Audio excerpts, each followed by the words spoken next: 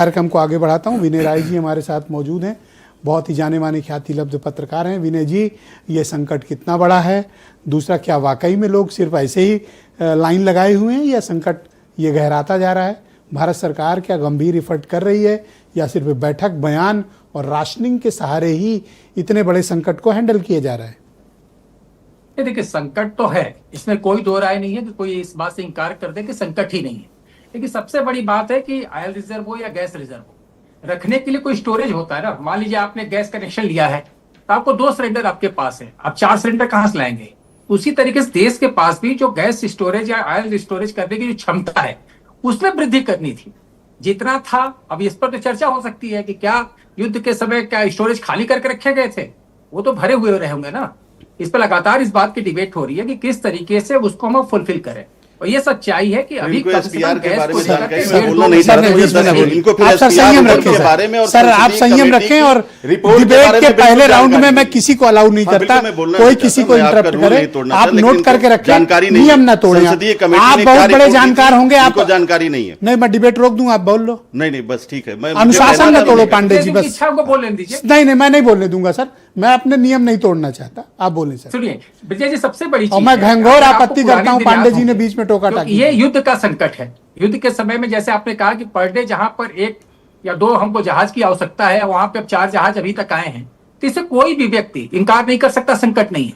लेकिन आपके ही हम फुटेज में देख रहे हैं, आप कोई गैस डब्बे लेकर के, कोई ड्रम लेके तेल भराने निकला, क्योंकि उसके भी मन में डर है कि अगर मान लीजिए हम दुकान चलाते हैं, हम जनरेटर चलाते हैं, हम ट्रैक्टर खेती करते हैं, तो कोई तेल चाहिए। भरोसा की कमी है, सरकार लोगों को भरोसा नहीं दे पा रही। विनय जी, वही मैं कह रहा हूं, सरकार को खुलकर सामने आना चाहिए। अगर संकट जैसे उमाशंकर पांडे को मेरे ऊपर भरोसा था, मैंने उनको मना किया, चुप हो गई। अगर मेरे पे भरोसा नहीं होता तो अभी ये लड़ रहे होते आपसे। नहीं, पांडे जी ने एक बात कही, आल पार्टी आपने बुलाई, तो आल पार्टी में आप पाना चाहिए, वही पॉलिटिकल पार्टी के लोग थे। कुछ कड़वा सुनाते, कुछ अच्छा सुनाते, आप उनको अपना भरोसा जीतने की कोशिश करते। लेकिन अगर आप उसमें गोल मटोल करेंगे तो संकट खड़ा होगा। मेरा स्पष्ट मत है कि कोई गैस बुकिंग कर रहा है, उसको नंबर भी मिल जा रहा है, फिर भी 20-20 दिन तक उसको सिलेंडर नहीं मिल रहा है, और फिर भी अगर गवर्नमेंट एक है, सब कुछ अच्छा है, तो इस बात से मैं इंकार करता हूं। संकट है, जमीन पर संकट दिख रहा है। अब सबसे बड़ी चीज है सरकार को ईमानदारी के साथ उसको एड्रेस करने की। आप स्वीकार कर लीजिए कि हाँ ये कमी है। अगर नहीं मानेंगे तो ये गुमराह करने की बात होगी, आदमी कंफ्यूजन में रहेगा, सोचेगा कहीं समस्या है, कहीं समस्या नहीं है। लेकिन हर जगह पर हर व्यक्ति इस समय समस्या से जूझ रहा है, चाहे कोई छोटा हो या बड़ा। नहीं, मैं कहता हूं जिन पेट्रोल पंपों पे सर लाइन लगी है ना, अगर आपके पास है ये पर्याप्त, वहां लिखवा दीजिए कि यहां पर्याप्त मात्रा में पेट्रोल डीजल है, जितनी गाड़ी लाओगे, जितना भराना चाहो लेके आ जाओ। अभी आप देखिए 1 घंटे में सब लाइन खत्म, कोई नहीं खरीदने वाला सर। जैसी जब टंकी में तेल रहेगा तब तो लिखवा देंगे। मालूम चले 10 गाड़ियां पहुंच गई, टंकी खाली हो गई, तब क्या होगा? और उसके बाद लिख दो खत्म हो गया, क्या? जब नहीं है तो नहीं होगा, लिख दो। देखिए, आप होम डिलीवरी करते हैं सिलेंडर की, तो लाइन क्यों लग रही है? आप सीधे ऑनलाइन बुक करिए, गैस सिलेंडर घर पहुंच जाएगा, कहीं एजेंसी पे लाइन लगने की जरूरत नहीं आएगी। लेकिन सवाल इस समय जो ये है कि जो दिख रहा है उसको स्वीकार करना सीखे सरकार, तो मुझे लगता है ज्यादा बेहतर होगा। प्रशासन को भी इस समय खुलकर सड़क पर होना चाहिए। जहां जहां इस तरह की समस्याएं आ रही हैं उसको एड्रेस करने की जरूरत है।